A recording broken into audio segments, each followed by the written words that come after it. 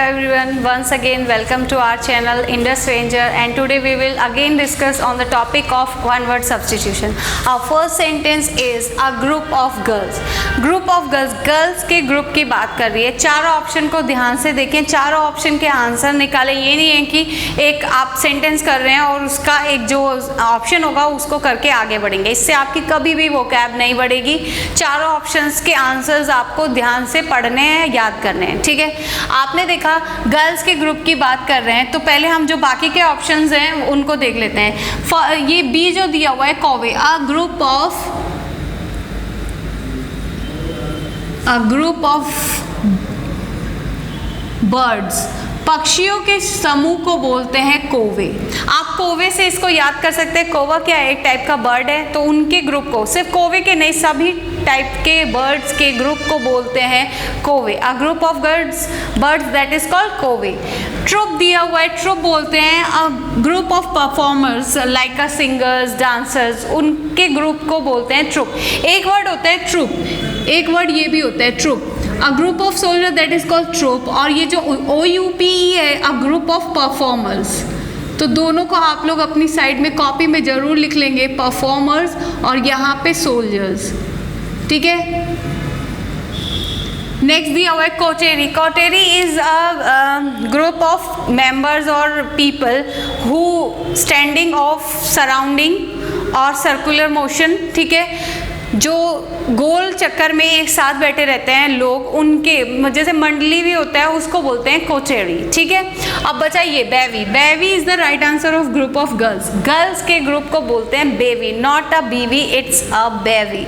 Then next, building in which dead bodies are kept for a time. एक ऐसा स्थान है, ऐसी बिल्डिंग जहाँ पे डेड बॉडीज को थोड़े समय के लिए रखा जाता है, दैट इज कॉल्ड मॉर्चुरी.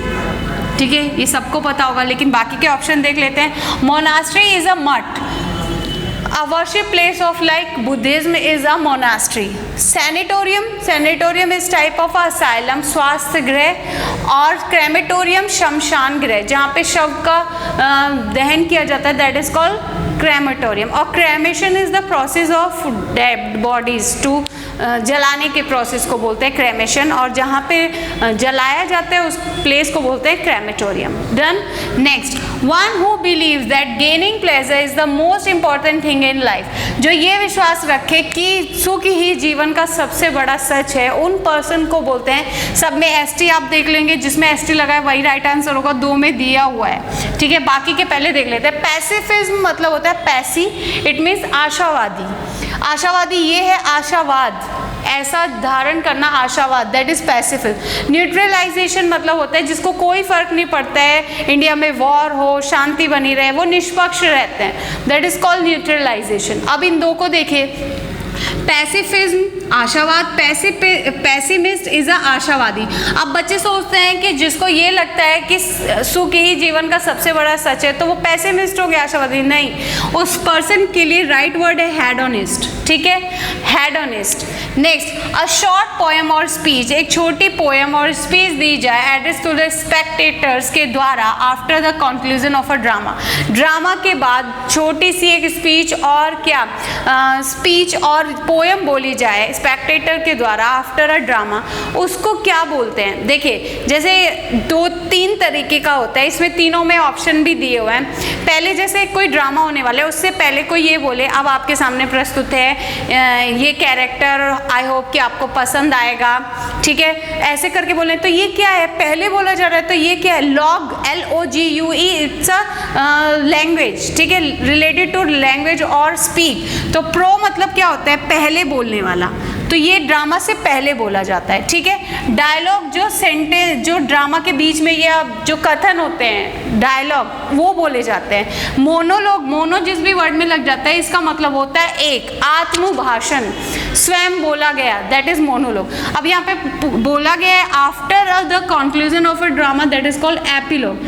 जो लास्ट में, जैसे कि आपको आई होप कि आपको ये पसंद आया होगा और इसका पार्ट 2 हम आगे लेकर के आएंगे, इससे हमें यह प्रेरणा मिलती है. ऐसे ड्रामा के बाद जो सेंटेंसेस बोले जाते हैं या स्पीच बोली जाती है या पोएम बोली जाती है, पोएम के द्वारा भी, दैट इज कॉल्ड एपिलॉग.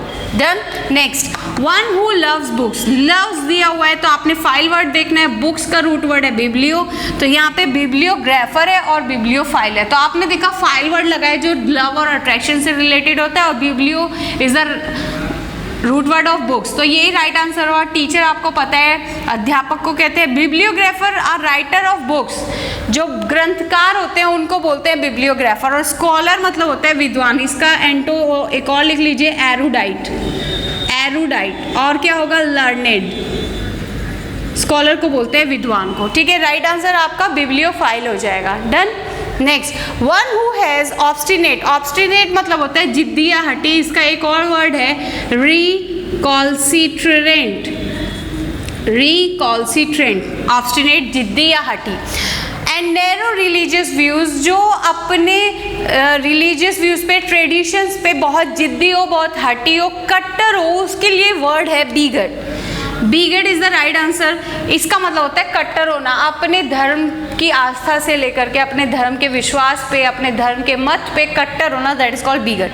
और क्या दिया हुआ है थियोसोफिस्ट, थियोर वर्ड लगा है, इसका मतलब धर्म, सोफिस्ट मतलब धर्म की विद्या में विश्वास रखने वाला, थियोसोफी धर्म की विद्या, और थियोसोफिस्ट मतलब धर्म की विद्या में विश्वास रखने वाला, ठीक है।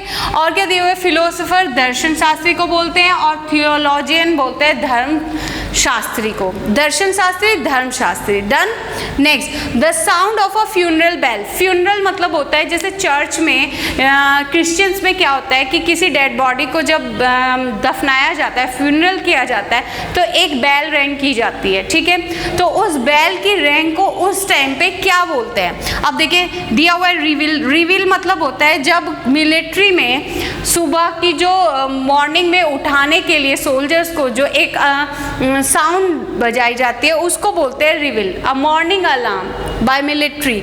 ललाबाय होती है एक लोरी जो माँ अपने बच्चे को सुलाने के लिए यूज करती है, दैट इज कॉल्ड ललाबाय, ठीक है। और स्पेल होता है, स्पेल मतलब होता है मंत्र, और knell is the right answer, knell होती है फ्यूनरल बेल, ठीक है। Next, one who walks in sleep, walks की बात हो रही है, वॉक्स के रूट वर्ड रिलेटेड मैंने कराया, एम्बुल होता है, और स्लीप मतलब होता है, स्लीप मतलब सोना, ठीक है। Somnus is the root word of sleep, somnus, somnus, और वॉक्स का होता है एम्बुल। बस तो आपका आंसर निकल जाएगा, सोमनैम्बुलिस्ट इज द राइट आंसर। बाकी के ऑप्शन देख लीजिए, सोमनी इसमें भी लगा हुआ है, इसका मतलब होता है नींद में, लॉक्विस्ट मतलब होता है मैंने बताया स्पीक, नींद में बोलने वाला person, that is called somniloquist, ठीक है। One who speaks in while sleep, that is called somnologist। Egoist मतलब होता है जो अहंकारी होता है, ठीक है। और क्या दिया हुआ है ऑल्ट्रुइस्ट, ऑल्ट्रुइस्ट होता है जो परोपकार करता है, ठीक है, जो किसी पे मेहरबान या फिर किसी पे दया करता है, दैट इज कॉल्ड ऑल्ट्रुइस्ट, ठीक है। तो देखा आपने ये वन वर्ड सब्स्टिट्यूशन आपके सेंटेंसेस में लिखे हुए थे, 4 ऑप्शन उसके दिए हुए थे, लेकिन हम लोग एक एक सेंटेंस का जो ऑप्शन दिया है उसको करते हुए आगे नहीं बढ़े, हमने बाकी के 3 ऑप्शन भी किए हैं, क्योंकि बच्चों ये याद है, जरूरी नहीं है कि सेंटेंस का जो राइट आंसर दिया हुआ है उसी में से हमेशा ऐसे डिटो आपका क्वेश्चन आ जाए, बाकी के 3 ऑप्शन को वो सेंटेंस में उठा करके दे दें और ऐसे वन वर्ड भी पूछ सकते हैं। तो आपको तीनों ऑप्शन जो राइट आंसर है उसके जो बाकी के 3 ऑप्शन है उनको भी पढ़ते हुए चलना है, तभी आपकी वोकैब बढ़ेगी। All the very best, thank you.